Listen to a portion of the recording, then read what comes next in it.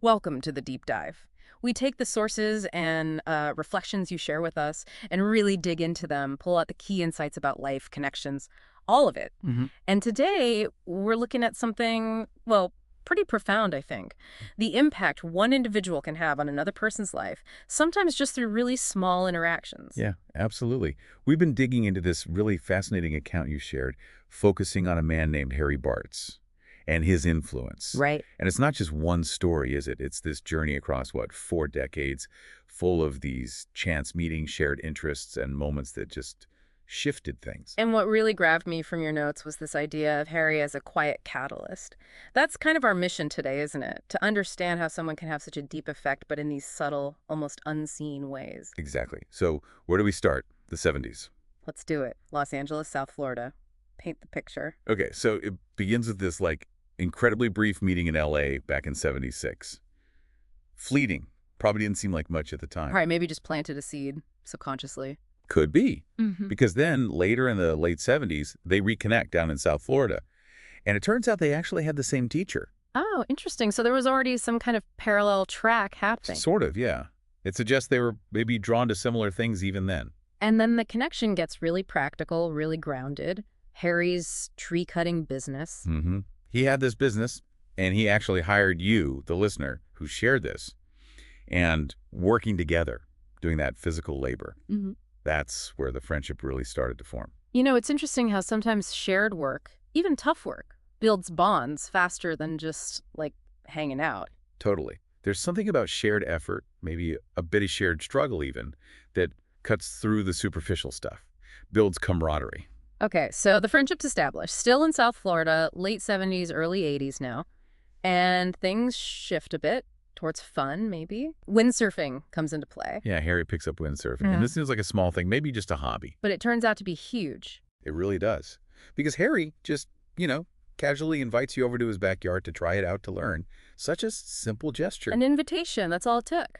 And boom, Yeah. you described it as love at first sight with windsurfing. It just clicked instantly. Wow. So now there's this shared passion. You become windsurfing buddies, along with Harry and John Bear. Exactly. And those times out on the water, learning, falling, laughing, that deepens the connection even more. It's not just the activity, it's the shared experience. Yeah, shared joy, yeah. Yeah. Building those little communities around hobbies. Hmm. Those become really important threads in our relationships. So fast forward a bit. Life happens. Paths diverge for a while, as they do. Yeah, there's a gap.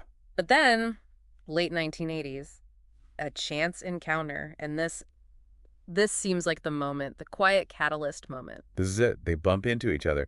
And Harry just mentions, maybe just making conversation, that he's done this course, Computer Science Institute. Learning basic, Fortran, COBOL, the building blocks back then. Right.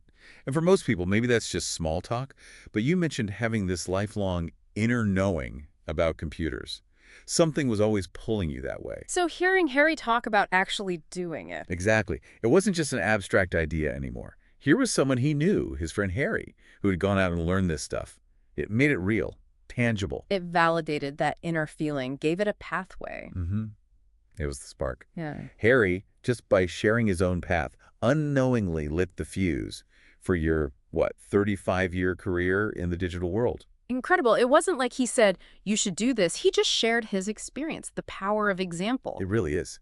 Just seeing someone else take that step can make all the difference. Lowers the barrier, gives you that little nudge of confidence. And the connections just keep rippling out from Harry, don't they? He introduces you to Mafu. That opens up a whole other significant part of your life. Yeah, another major thread starts there. And then years later, you see how these networks intertwine again. Linda Graham, Don Rockland. Who ends up doing the music for your spoken word CD? Right. It all connects back eventually.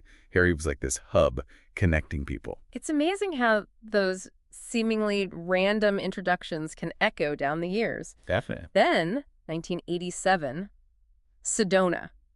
And this is almost too perfect, Harry, now successful selling computers. Ends up living right next door. It's like, wow, some connections just seem meant to keep finding each other. It does feel like that sometimes, doesn't it? Like there's a certain gravity to some relationships. Okay, so the story moves again. Ashland, Oregon. This is the 2000s. Your family moves there. And Harry being there is actually part of the reason why. Yeah, that's a big factor mentioned, along with, the practical things, good fiber optics for work, a good school for your daughter. Life's always a mix of the practical and the personal. True. But it shows how central that connection with Harry had become. His presence was a draw. hmm And this time Ashland seems really important, spending all the time with Harry and also with Mafu. And you mentioned feeling this deep connection with Mafu specifically, even receiving Mafu's initiation jacket. Yeah, That feels incredibly significant. It really does. Receiving something so personal like that, it suggests a real depth of connection, a level of acceptance and trust within that circle. It's a tangible symbol. And your take on the channeling aspect is interesting too, how Penny, the channel, didn't always recognize you day to day, but Rob Spindler confirmed that deeper connection you felt with Mafu. Yeah, it points to maybe different layers of awareness or perception operating there. Like the connection existed on a level beyond ordinary recognition sometimes. And through it all, the core teachings resonated. Kindness, compassion.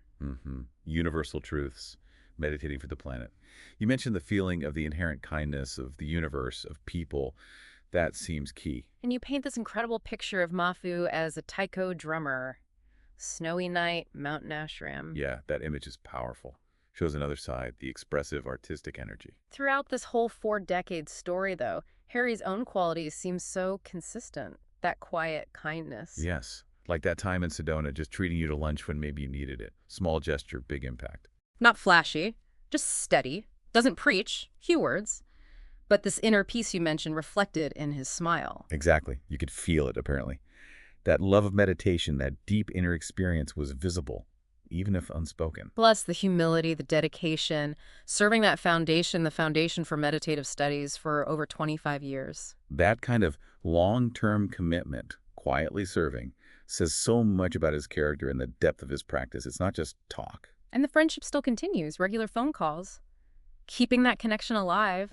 Your reflection on friendship itself here is really beautiful, seeing it as a divine connection, something that reminds us we're all linked, that comforts the aching soul, as you put it. Yeah. And that analogy you used for people like Harry, quiet anchors in the storm. I love that. It fits perfectly, doesn't it? They're the ones who provide that stability, that grounding, often without making a big deal about it, just being there.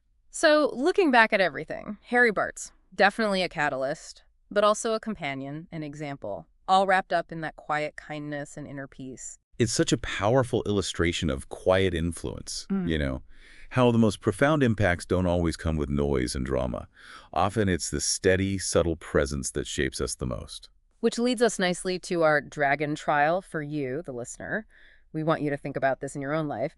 Is there a Harry Bartz figure for you? Someone who's been a major influence, maybe not through big dramatic gestures, but through their quiet example or simple actions, maybe even things they didn't realize were significant. Yeah, who were those subtle catalysts for you? Maybe an introduction they made, a skill they shared, just their way of being. How did their presence kind of gently nudge your path? Take a little time with that. Reflect on the power of those quiet anchors, the subtle connections. You might just uncover some really profound threads in your own story.